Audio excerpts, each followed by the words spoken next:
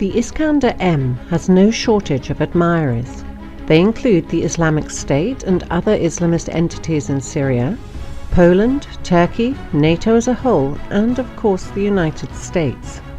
Seemingly, no other Russian weapon system is as likely to steal a headline as soon as it makes an appearance somewhere on the global chessboard. To what does it owe its worldwide fan base? In part, the answer lies in its actual combat abilities. It is a medium-range missile system which uses a combination of maneuvering and therefore difficult to intercept ballistic missiles, capable of carrying a variety of conventional and nuclear warheads. It is extremely accurate, with a circular error probable of under 10 meters, which makes it useful against heavily protected small targets that would require a direct hit in order to be destroyed. Its officially acknowledged range of 500 kilometers makes it a weapon of far more than tactical importance, as it can destroy sites far behind enemy front lines and hold in check enemy value targets such as key infrastructure, high-level command posts, and logistical nodes. The entire system is based on highly mobile wheeled platforms, which are suitable for aerial transport by heavy airlifters. Iskander-M deployment to Syria demonstrated Russia's ability to send these powerful warfighting and conventional deterrent weapons to almost any friendly part of the globe on a moment's notice. As of April 2016, the Russian military had 6 complete Iskander-M brigades in service, with each brigade possessing 12 launch vehicles. Since each vehicle carries 2 ready-to-launch missiles, with reloads carried by the brigade's resupply vehicles, each brigade is capable of a simultaneous 24-missile volley, which would be sufficient to saturate any tactical anti-ballistic missile system currently in service or development. In effect, a single Iskander-M brigade is equivalent to 3 Bayern-M missile corvettes in terms of firepower, though the land-based launchers can be rapidly reloaded, whereas the corvettes would have to return to base for replenishment. The other reason for Iskander-M's popularity is its political dimension. By the late 1980s, the Soviet military was using 2 sub-strategic ballistic missile systems, the 120-kilometer range Tochka and the 450-kilometer range Oka. Even though Oka's range was below the 500-kilometer threshold of the Intermediate Range Nuclear Forces Treaty, the Gorbachev government in effect made the US a present by pledging to eliminate the Okas along with longer-range missiles. Even though it left the Soviet military without a modern operational range missile system, evidently Gorbachev and others hoped that such weapons would be unnecessary in the era of the New World Order. They turned out to be wrong. The Iskander-M was developed and deployed in order to fill that gap once it became clear that NATO's intentions towards post-Cold War Russia were far from benign. NATO, and especially the US, has undertaken several initiatives to render the INF Treaty obsolete. They include the deployment of intermediate-range air-launched cruise missiles, such as the JASSM, carried by tactical aircraft, whose existence clearly violates the spirit of the INF Treaty. The US Army has since deployed large numbers of ATACMS ballistic missiles, whose officially acknowledged range is 300 kilometers, though the missile's actual potential is unknown, and the LPRF program is supposed to yield an even longer-range missile for the US military. Cruise missile-carrying US naval ships, including the rather well-known USS Donald Cook, regularly approach Russian coasts. But the most direct US violation of the INF Treaty is the placement of land-based anti-ballistic systems in Eastern Europe. These systems use the naval Mk-41 launchers, which are perfectly capable of using the entire range of Tomahawk cruise missiles. Therefore, the deployment of these ABM systems also means a US breakout from the INF Treaty.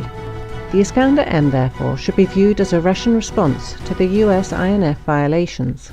In addition to the 9M723 ballistic missile with a range of 500 kilometers, each launch vehicle can also fire the 9M728 cruise missiles, whose actual capabilities have never been revealed, though the missile has been tested out to at least 200 kilometers. Considering that the size of these missiles is comparable to the Kaliber sea-launched weapons, whose range exceeds 2,000 kilometers, there is a definite possibility that the Iskander-M could be equipped with weapons of similar range, unless the US begins to display more of an interest in re-establishing a mutually acceptable security framework for Europe.